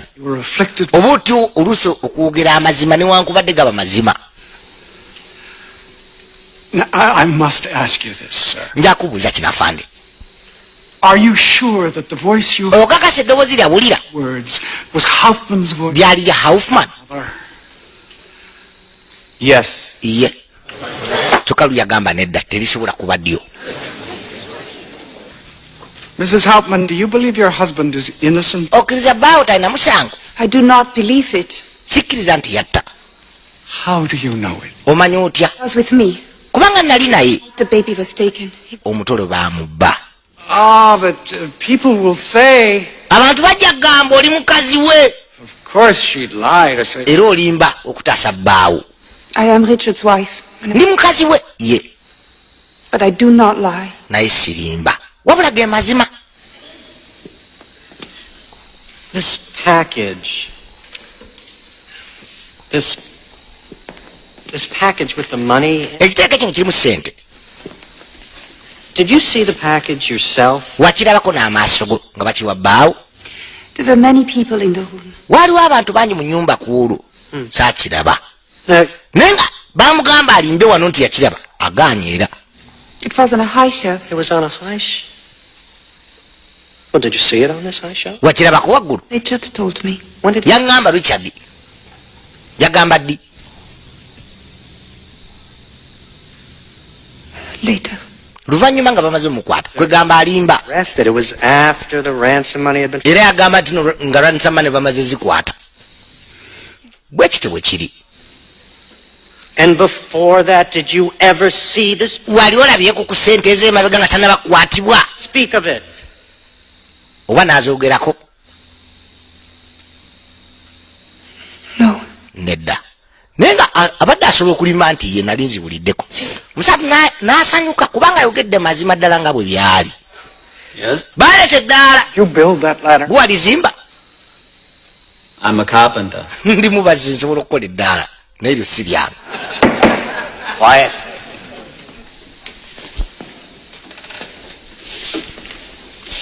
Mutabivu alina asekamu. You think this is all pretty funny? Bino byonna bikulabikira ng'ebisesa. No, sir. Nedda. Having a good time. Anti olinga anyumirwa. You're smiling. Oseka. You think you're a big shot. Ozo oli munene. What do you want? Should I cry? Oyagala nkaabe nkole ki? That you think you're bigger than everybody else. Anti olowooza nti oli munene okusinga omuntu yenna. Nedda. I think only that I am innocent. Manyi bumanya nti sina musango. Ekyo kyokka kimpa essanyu munda mwange. To God that you will tell the truth. Walayira n'ogamba ojja kwogera amazima watali kyakuggyako amazima. I'm not telling lies. Sina kye nnimba kuwamba muto. Again, under oath, haven't you done that? Tolimbangako. No, son. Nedda ssebo sirimbanga. You're telling lies. Mwe mulimba. I never see this man before. Sirabanga musajja oyo mabega. Man. Abo bonna. And that man. N'oyo yagambye embuno yampulya eddoboozi simulabangako naye tandabangako. Names are shun. Bonna balimba. That's enough. Ekimala. The defendant will answer the questions. Defendant damu bibuuzo. Me a lie. All right, sir. All right. Ndaba kukyamuse. Not tell you that you are a liar. Sigenda kiddamu kugamba nti oli mulimba. Just ask you some questions. Nenda kubuuzabuuza bibuuzo kati. Ekyokugamba nti oli mulimba sigenda kiddamu. Good. Kirungi. Now. Kati. When you were arrested. Bwe wakwatibwa. You had a $20 bill. Walina olwabiri. Came from the ransom money. Olwava ku ssente ze baawaayo nga basasula omwana sikyo? Where you got it? Wabagamba wajja lujja? Yes. Ye. Did you tell them the truth? Wabagamba amazima? Did you lie? Oba walimba? Well? Ye nziramu. Did you tell them? Wabagamba amazima nti waliyo endala gumu nnya oba walimba? I told not the truth. Sabagamba mazima. You lied. Ekitiza walimba. Didn't you? Tewalimba? Yes. Ye. Police asked you how much more. Polisi yakubuuza ssente mmeka endala z'olinayo walimba. Didn't you? Sikyo? Yes. Ye. Oh, please, you lied. Ekitegeeza nti olimba. Amateeka. Oh, look, you're not smiling anymore. Kati nga ndaba tukyaseka nate obadde ki? It's gotten a little more serious now. Kati bitabuse? Yes. Ye. Kubanga just one lie. What Ye musudde muzibu no bonna. would kill the child of Colonel Lind? Si mu America asobola kutta mwana wa Kano. Well, he wouldn't be an American. Tayinza kuba America. No. Nedda. No American Teri mu America asobola kutta mwana wa Kano. racketeer ever Si muyaga. level of killing. Si kifeesi saani kuba bamanyi afande yalwanira eggwanga lino yali alina kuba mugwira Had ice water in his veins. Not. era ng'alina ice water misiwagi. And let me tell you now, men and women, kati kamba buli basenonyi abajjule state of New Jersey and mwaba state ya New Jersey the federal authorities. mujja kuba mulyaza amanyize bannamateeka bwe mutasinza musajja omusango. Number one, Bruno Richard Hauptmann. Okumusinza emisango egya murder in the first degree. Take a look. Omwami Bruno Richard Hauptmann. Look at him. Mumutunuulire. He's panther-like. Alinga panther. He's gloating. He's feeling good. Awulira na bulungi. Well, you know something? Naye mumanyi If I had my choice, mulina omukisa. I wouldn't get in the same room as him. Nze singa nalina omukisa saalibadde mu kisenge kye kimu naye. I wouldn't breathe the same air because saalisiza mu kagwe gumu naye. I feel oozy Mpulira ndwala. anywhere near him. Okumusembera ne sina kyakola kuba nina okujja mu kooti. So even once, not even to get a confession from him. And let me tell you now, men and women, Kamba buli kati basebo ne banyabo. this man was freed. Ono musasinga muta. Now that would be the real crime of the century. Gwe gujja okuba omusango gw'ekyasa ogusinze ogw'okumuta. Of our country and make every woman in her home shudder again. Now that would be a real tragedy. That would be an American tragedy. Era ng'agamba ejja kuba American tragedy. Okwejjereza omusajja ono b'okumuta. It is why every ounce of me is crying out Era y'ensonga ki buli musiwa gwange gukaaba to your duty. nti mukole obuvunaanyizibwa bwammwe. There are many questions Ebibuuzo bingi that we still can't answer. bye tutasobola kuddamu. Naye And there sits the man omusajja bwe atudde awo and answer them. asobola okubiddamu. But he doesn't speak. Naye tayogera He will not speak. era tajja kwogera. If you ask yourselves why, Bwe mwebuuza lwaki there can be only one answer. ekyokuddamu kiri kimu. Because he is guilty. Kubanga omusango yaguza.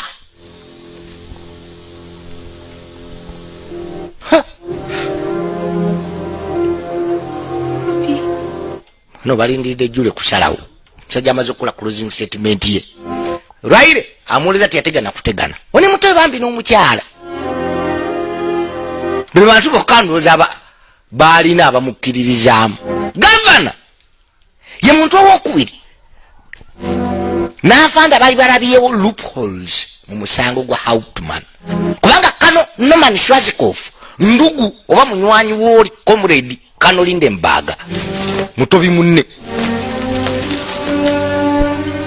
Bano basirikale n'engeri gye baŋŋanamu ekitiibwa naddala nga baali balwanyeeko bonna. Waliwo oyo comradeship ebeerawo. Ffe basivira titubitegeera nnyo naye ebeerawo. N'omubbye mugu onaakwettika enkyo ne bamukuba omukono munne n'amwetikka nga baali wamu. At some point balina obwasseruganda obwo obujja. Kati waliwo influence peddling nene. Mutuuse kusalawo kwammwe bajjule.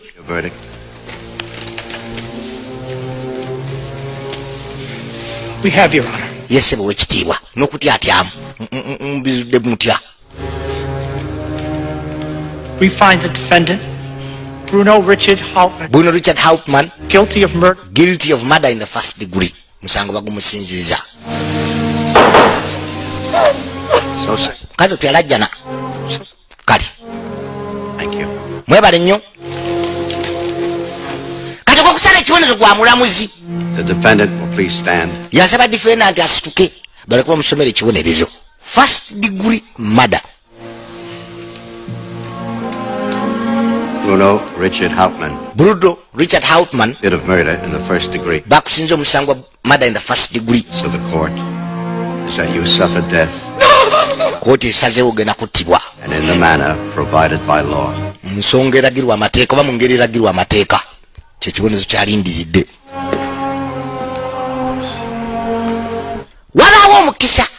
ogw'okwapiringa oba okujulira. You want to say something? Olina kyagala okwogera? You should talk now. Walyogedde kati ne weenenya. It does you no good just keeping silent. Tekikuyamba kufana mazima nga watta. You should talk, put people's minds at rest. Yogera ebirowoozo by'abantu bikkakkane.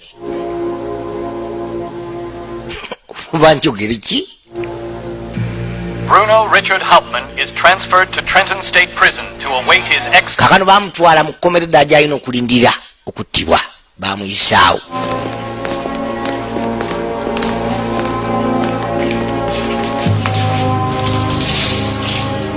Kumusumula obunyogoga.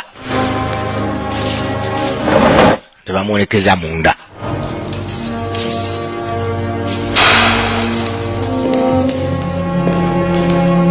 Lindira ennaku lwakuttibwa.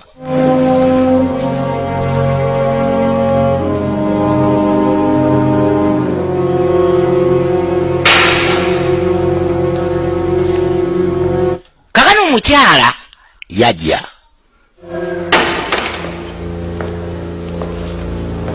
Nenga omwami yafuuse emboozi mu mawulire. Kumala ebbanga erikulungulidde ddala kati emyezi egiwera. Kati agenda kukuttibwa. Omukazi mwavu juga baali baweddeyo nga fishi sente zonna azitutte. Ono bwe yafuna bwali bwa bizibu bwena baabutwala. Kati mukazi tajana adde nusu. Omwami ali mu kkomera. Yasanyuka omulabako nenga tali munnaku kubanga akimanyi. Bambi era ayogedde amazima ge yamugamba. Musatu ne yajja. Honey. How is Poppy? Yambuza omuto bw'ali. Every night about 7, I kiss him goodnight. Yamugamba bambi ku ssaawa ng'emu amuwera kakisi kaako okwebaka kono kali. Kiss him for me. Every night. Nja buli kiro nkikola. You. No. I don't want him to see this. Saagala ndabe wano mu kkomera. He is here. Njagala waakiri mubeere mu birowoozo. Nange andi wano. Mulaba mutwe gwange buli lunaku. Bambi kyataga mwana wa musange mu kkomera. Something I have to ask. Waliwo kye njagala okukusaba. I know what your answer will be. Simanyi kiki ogenda kuddamu. Ne manyi ogenda kufa. Ask me anything, Annie. Mbuuza ekintu kyonna mukwano. A newspaper Waliwo amawulire. has offered us money. Gatuwadde sente. A lot of money. Sente nyingi. You know, everyone thinks you are guilty. Buli omu akimanyi nti wazza omusango guno. Ate amazima gali nti ogenda kuttibwa. My confession? Yeah. Baagala kutuwa emiggo 9, emitwalo 9 egya $. $. Obagambe engeri gy'ambamu omwana n'okumutta. How can he confess to a crime he did not commit? Zirababuuza ne baga omuntu asobola atya okwetonda omusango gw'atazza. Live on that for the rest of your life. Zo sente nyingi zibamala okubeera obulamu bwamu bwonna. Maybe I should make up something for the money. Osanga njiye ekintu olwa sente nkyogere. You tell me that's what you want. Ngamba bwe bakiweetaaga. How can we live off that? Tulibeerawo tutya n'ekyo. Police, the court, the prison. All we have is the truth. Nga bamugamba kyokka kibasigaza ku nsi ya Mukama ge mazima. Richard. What should I tell them? Tell them to print the truth. Bagambe bawandiike amazima nti satta. The truth comes free. Amazima gaabwere tetwagaladde nusu. Emitwalo 9 agyesonyiwe oba agenda kufa baki agenda tajja kulimba lwa sente. You said for the week beginning January. Omusajja yaganye emiggo 9 emitwalo 9 mu myaka egyo eringa $1,000,000 kati. $90,000 emitwalo 9 yagizize. Gavana eyesimbyewo bamugamba musajja we. He was to be paid to his wife and child after the sente zibadde zagenda eri mukazi we n'omwana. Yaziganye bibino. Turns down $90,000 flat. Emitwalo 9. Who does that? In that case, a semi-literate mulaluuki who murders babies for money turns down. Omuntu atta obwana olwa sente n'agaana emitwalo 9. I got a letter from his wife. Eno bbaluwa mukazi we yagimpandiikidde. Press would murder you for this. I know that. Look, nkimanyi. I want you to stay out of it. Bino byewale bijja kutta akalulu sifaayo. And I'm going to go see. Njagala genda mulaba mu kkomera. Tegekera olunaku ngendeyo. Well, got it. Yagamba bittakalu oba kitafaayo. Agambaga kusinkana musajja ono. Kubanga omuntu atta omwana ng'awambye mwana lwa sente n'amutta tayinza gaana mitwalo 9 ng'agenda kuttibwera. Nga zisobola okusigala ne famire n'ebeera mu bulamu bulungi. Kaakano bamuleta mbubba mukomera ebyobululu mbimanyi abantu bati ntibayinza okutandika okugafulumyawo meye yesimbyewo biki yagenze mukomera n'alaba omuntu gwe basala emisango gy'obutemu ate nga bwe mubimanyi musatu yajja mubba n'abantu abamu abeekyama. This is going to be a bit unusual, I'm afraid, but this way no one will see you. Follow me, please. Yabagamba mu ngeri twalajja balaba kwe kubasaba mugoberere kwe kuyitawo naye nga gavana yazze nagamba vijjo makabiri mu nga bulijjo.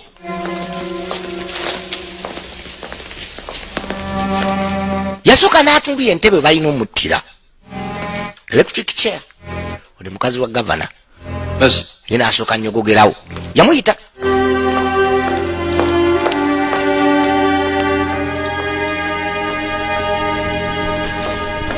Visitors for Hauptmann. Yes, Warden. Yannyonnyola nga bazze okukyalira Hauptmann kwe kusaba mukazi wa mulindire wano gavana yajja yekka. Not much room in there, I'm afraid. Si munene tofayinja kuba bulungi.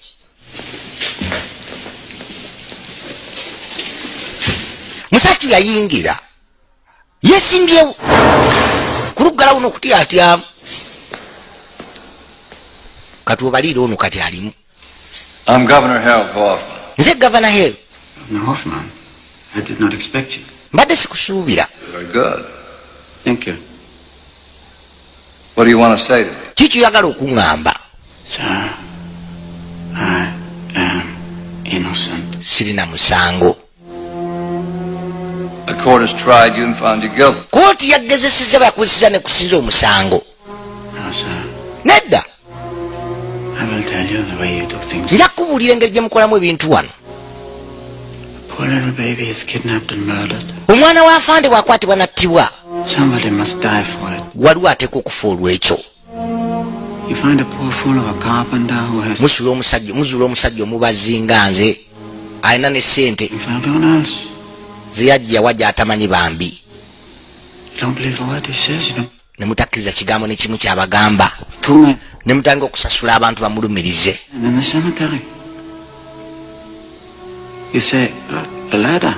Ne mugamba madaala musajja mubazi. They made it. Yagakola. Your newspapers make up lies about him. No lies every day. Ne muzimba n'obulimba obulala.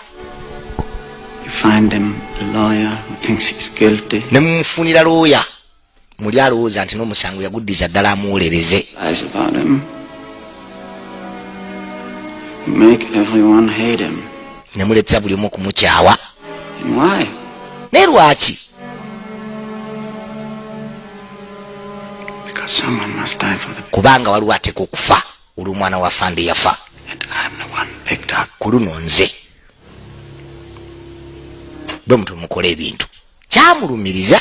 Yes. Kwe kudda mu depositions zonna oba statement zawande n'omusajja Fande yaguliko omusango okusooka gwa musango ogwo guwunya jjukira sooka omulabula. Ellis, I've been to see him. Hauptmann, nayogedde n'omusajja ono Hauptmann teyatta. So I want you to prove it. Schwarzkopf took me off the case. Laba. Bring it back on. Hauptmann is innocent. Hauptmann talina musango na kigamba dda Fande. So, get the files in right department. There's your requisition. I'm ordering it. Yamugamba dde musango ogwo agezeko okubuuza abajulizi. Get to work. Okay? Why didn't he just come out and say, I lied, the police department lied? Kakati byatanga okutambula nga gavana bwayingidde mu nsonga zino. Kanono mandi Schwarzkopf kwe kuyitawo. So he's going to reopen. Nagamba ni azaala ono gwe mumanyi. Schwarzkopf. Colonel, the governor is busy. Well, maybe the governor should be unbusy. Laba, tuli mu 932. Governor. Ni afande wa polisi. Excuse us, please. Tuwe mwakadde. Nobody Schwarzkopf ya mulumbye. I'd like to hear it from you, sir. Are you authorizing the investigation? Nja kuwulira nga kiva mu ggwe. Ddala gwe wagambye abasajja baddemu omusango guno. And a man of honor. Oyagala kwonoona nze. My honor? No, Colonel. I'm just not satisfied all the evidence has come out. Then I'd like to register my most vigorous objection to your action. Kakana gabagala ko objectinga actions ze ez'okuzza omusango mu kkooti katibe nga ki. Take, Governor, to get you to believe that Hauptmann is guilty. Would a confession do it? A confession? Yes. Of course. Then what you're doing right now is one sure way not to get it. Amugamba kyakola kati yengeri gy'okugaana munywanyi okwetonda misango egyo. Kubanga mugamba ekintu kyokka kisobola muyamba okukiza no Hauptman yatemula ye kennyini gamba nti yatemula omusajja adamu n'abuuliriza abajulizi abawo obujulizi That's 2 months after the kidnapping. It's almost mu kusooka bagamba tomanyi lindako Well, then let me read to you what you... kankusomere bye wagamba ogwasooka. Now here's what they asked you. Is there any information that you can give us that baakubuuza nakyo yagala okwogera ku misango gino help the police to recover okuyamba poliisi child?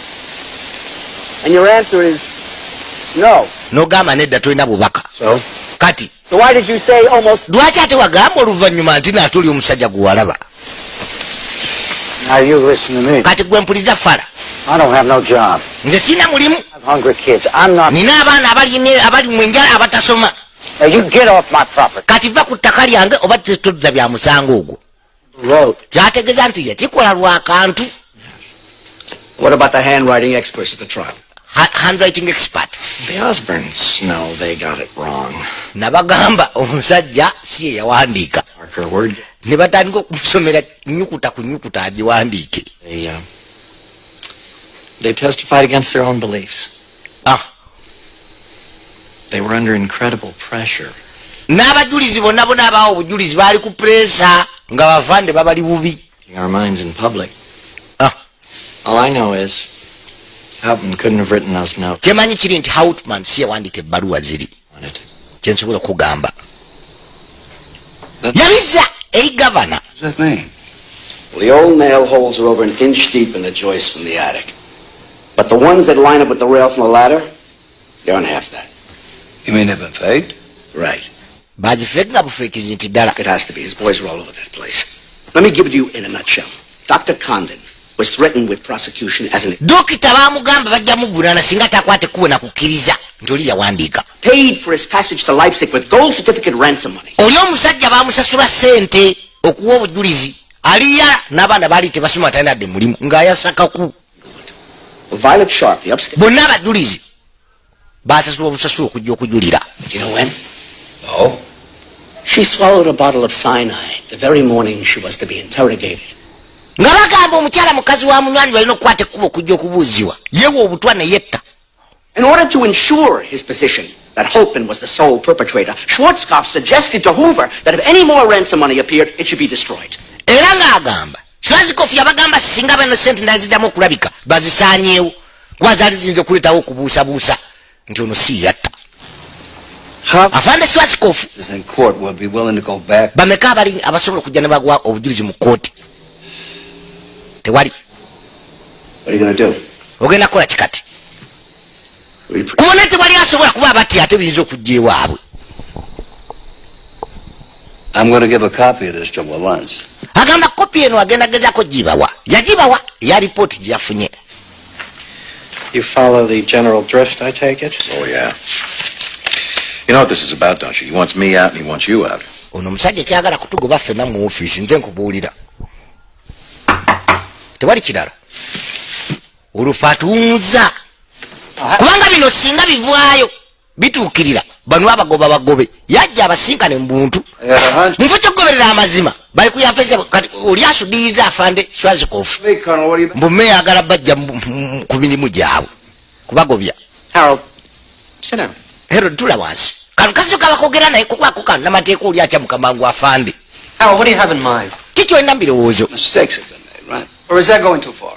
Are you saying that Hauptman is totally clean? For Christ's sake, they found $14,000 of ransom money in this man's garage. Twamusanga n'omutwalo gumu enkumi nyaki kira kyoyagala. Against him. He didn't murder the Lindbergh baby, did he? Teyatta mwana. But he still had the money. He knows something. Why won't he talk? Sente azirina lwaki tayogera? Murder that baby shouldn't go to the chair. You know you can't commute the death sentence in New York. Toyinza commutinga death sentence mu New York. N'abanyonyodde ku kintu ekyo.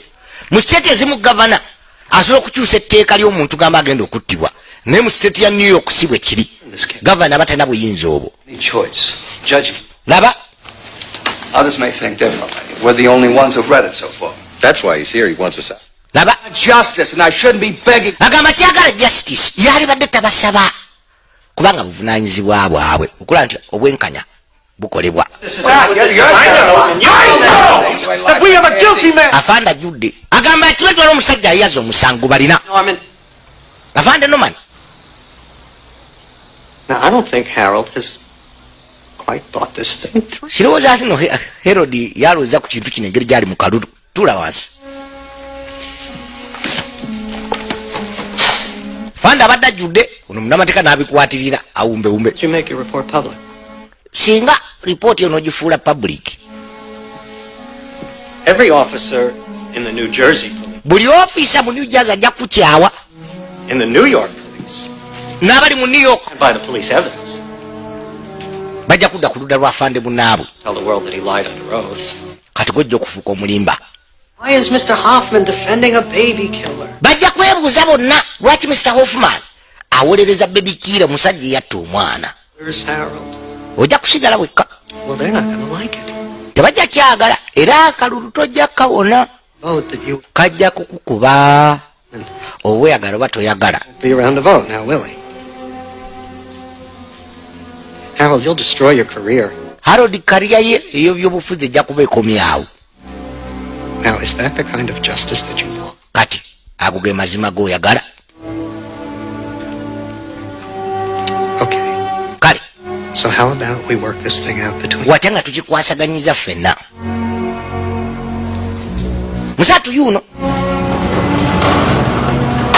Munnabyabufuzi bamunyigidde mu kattu. Juga biseera bya kalulu. Ebyo biseera bibi nnyo. Munnabyabufuzi okusalawo. Yajja gyali. Hoffman. Balina ddiiru gye baamuwadde. Please, tell me. Mbuulira. Would you excuse us? Mpaamu akadde. I have a proposition to make to you. Nina ekiteeso kye njagala okukuwa. I've made a kind of deal. Nakoze ddiiru. With David Wilentz. Ne prosecutor. The state is now willing to commute your death sentence. Ereme kutta. Change it to a lesser sentence. Bakwe sentence etali ya kutta. Eya life imprisonment. Nategeera. To a lesser sentence. Bakweresa sentence eya life imprisonment. Abere bulamu bwonna mukomera mu kifo ky'okumutta. Kyalina okukola akkiriza omusango. Baleme mutta. Bamulekewo obulamu bwonna mukomera. I told you. Nakugamba satta. So long as it is an admission of guilt.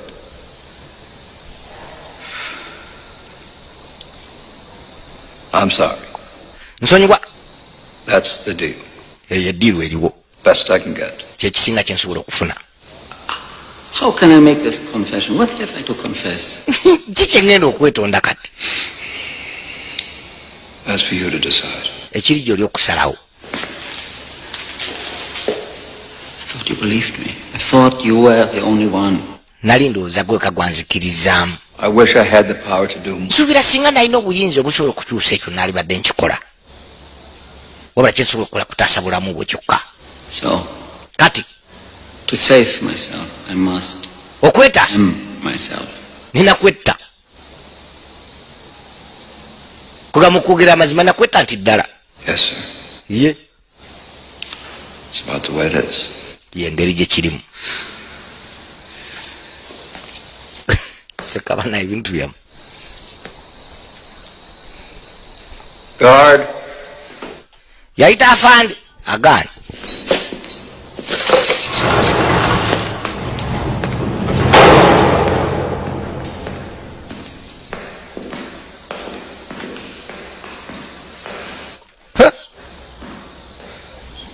Kubirowooza. They have told so many lies. Kakati no bambi yalina okutegeeza mukyala we ekiriwo. Innocent. And they want to rest. They want peace, Richard, but they can't have peace. Baagala mirembe naawe. Kubanga bakiraba omusango tewaguzza. Kati baagala ogukkirize bejjeko ekikwa. Sibakusinza musango gw'otazza. Let us rest. They offer me my life. Anti bampa obulamu bwange. Make a confession. Singa neetonda nti natemula. Bandike nga ndi mulamu, mbeerewo obulamu bwange bwonna mu kkomera. That's a terrible man. Kibinya ekyokufa naye. Terrible man. I'm tired, honey. Agamba kizibu. Care about this young Bobby. Agamba kyafako ye ne mutabani we Bobby. Will do anything. Anything you tell me. Yamuga kyonna ky'oŋŋamba kyoyagala kyenja okukola. Sinjagezaako kugamba kintu kyonna kati. Maybe if I do what they want. Osanga singa akola kye baagala. Maybe they let me go. Bayinza okunta oluvannyuma. Maybe it's not so bad. Osanga si kibi nnyo. Stories, so let me stay with you. Maybe it's not so bad. Si kibi nnyo. Tell me that's what you want me to do. Mbuulira nti kyoyagala kyenja okukola. Honey, you must tell me. Mbuulira. Don't you understand? I'm nothing. I'm gone. They've broken me into little pieces. Laba. I give myself to you. Do what you want with me. No. You know what you want. I can see it. Why don't you tell me? Just a hint. No words. Just to look at you. Agamba mwene hint waakiri. Ne bw'atayogera ebigambo ajja kumanya ki ekyokukola. Ku kikyayagala. Naagala muyamba asalewo. To live. I know you. Don't I know you well, my honey? Agamba amumanyi bulungi. I must do this alone. I know. Tamuddamu akaaba bukaabi maziga. Ani kitegedde ky'ogamba. You'll go on laughing me because you're my dear wife. Stay silent then. No lies ever pass these lips. Era ng'agamba tagenda kulimba. I want to live. Njagala okubeerawo nga ndi mulamu. Is that so wrong? Ekyo kikyamu nnyo. To go on loving you. Obulamu bwange mbwagala n'okulabangako buli lunaku. See your son grow up. N'omuto we bambi. Naye kitegeeza kubeerawo n'ekikuwa nti yakkiriza nti yatta omuto oli. Yes. I'm sorry, honey. Nsonyiwa. Sigenda kukyetunda.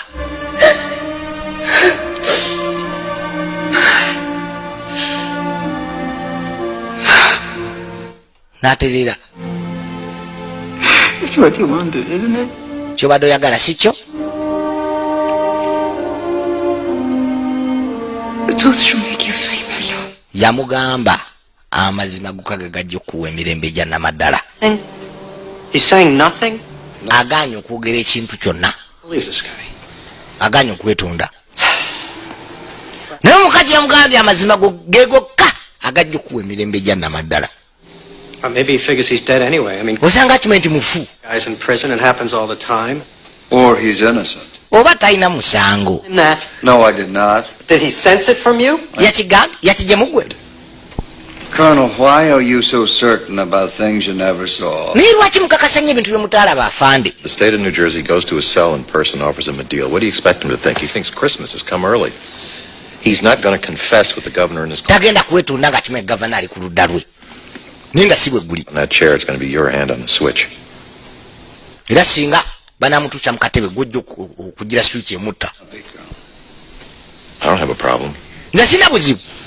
You're the one with the problem here. Gw'olina obuzibu. No, I think all three of us are up to our neck in this. Ndowooza ffenna basatu. Your problem is that he may go to his death saying he's innocent. Then he'll never go. Tulina obuzibu obw'okugamba nti omusajja otalina musango. Kuba twagala tuyitibwa abazira nti twakwata omusajja yatta omwana wa afande. Ekitali kituufu. Kuba tukikola mu bukyamu. He'll confess. Ajja kwetunda. When he gets strapped into that chair. Nze nkimanyi kasala mala omusiba mu ntebe ajja kwetunda agaye nti nze natta mu nsonyiwe. We'll see, won't we? Tujja kulaba si kyo. Katulinde. Tujja mulaba nga yeetonda. Early morning, April 3rd. Kaakano abantu bonna baakuŋŋaana lunaku lwalina okuttibwa. To handle the massive crowds naye nga bamuwadde omukisa ogw'obulamu. No, Richard Hoffman. Singa yeetonda emisango gy'obutemu byetula abasinzako ebyaliwo. Mukazi wattu yajja mu kereziya n'omuto we kubanga omwami yamugamba taagala abirabe.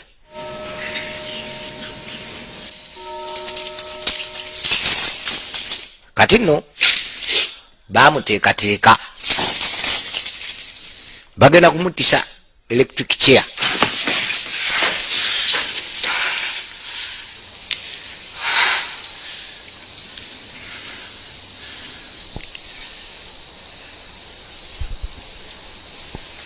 yatunula mukazi we About the day I first met you. yamugamba nzikona kunasooka okusinkana. We listened to the radio. aga bali bawuliza kaladiyo tagenda dwerabira To the subway. twali musabuwe bitrain gye biyita.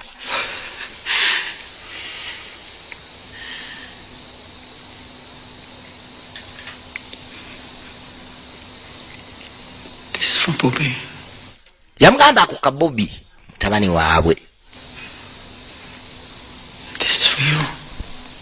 kano kukako kuba yitagala mwana wajje mukomera kumulaba mukomera wakati ali biwulira mu mboozi. My sweet love. ati mukwano balukonkona This evening, 8 o'clock. olweggo olwali ku saa 2 lwebamutira. omusajja talina kiyayogedde paka kati kakano batandika omumusala enviiri kuba nalina kubeera kapala weyazikwatira ddala ku lususu bakube umeme bulungi. balese abasusudooti batandika omusabira kuba ali musajja mukristaayo.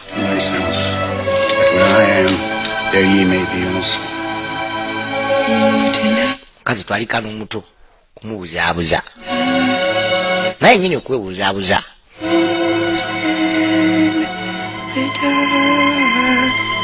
tabirowoozaako nnyo. bannamawulire aba buli kkala bakuŋŋaanye kuba balindiridde konfesoni ya mutaka kuba bamusuubiza singa akkiriza okuwamba omuto n'okumutta sanga bajimugjaku. ono yafandi kano Norman Schwarzkopf nono yazaala Schwarzkopf ono yali muzimu ku ntalawo mu Buwarabu.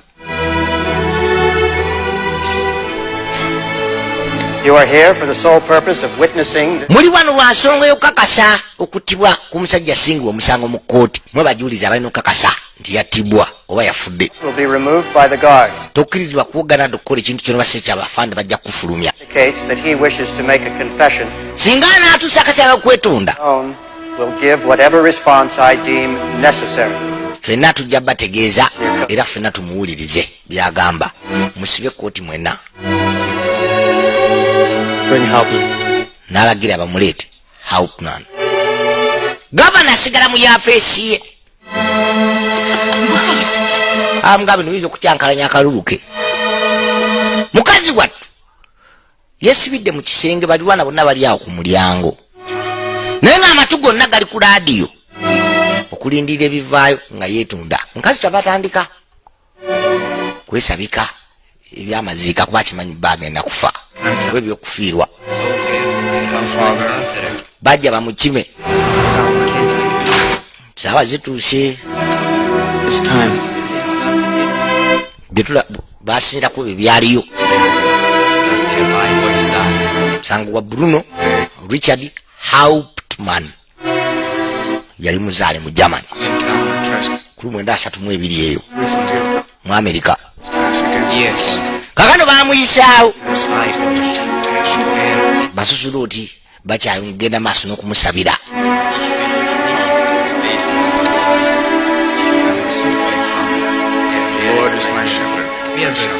kumwolekeza ebbali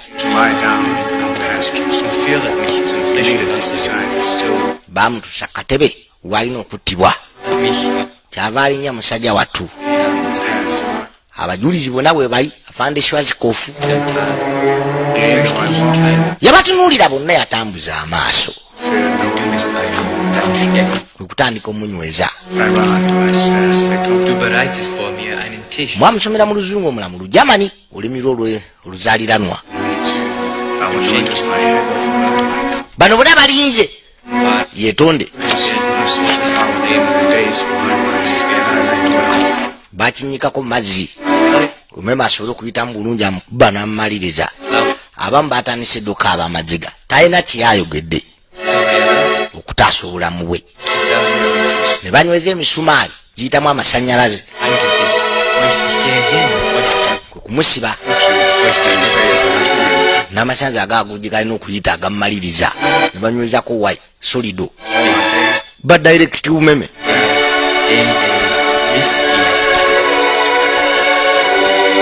indako sanga ina chayogera. Do you have anything to say? Oyo nacho yagala okwogera. Ono yafane Swazikov. Mukazi we naye alindiridde awulire.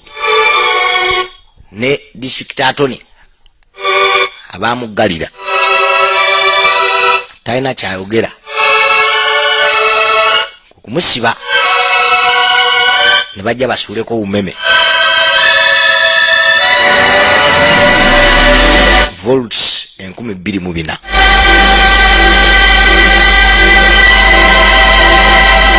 Bulamu bugenda talina kyanyega.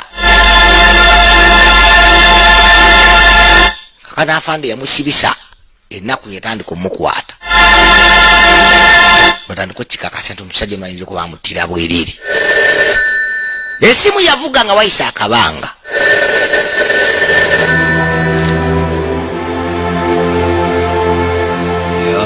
Wanji bannamawulire bagguka lwamugamba bba talina kyeyenenyeza. Nakyala yakuba omulanga teyeetonze misango ekitegeeza teyagizza. Abantu bonna bakungubaga naye amawulire gonna ye Nakyala Anna Hauptmann. Wane bali nga bagamba Harold Hoffman was not elected as a governor of New Jersey. He never stood for a public office again. Teyesimba wadde ku bwerusi mundi gwokubiri. Nga bagamba David Williams munnamateeka eyavunaana munywanyi became chairman of the Democratic Party in New Jersey. He worked long and successful in the judicial system. Nga bagamba Edward Riley munnamateeka yamuwuliriza yasibira mu kalwaliro k'abalalu.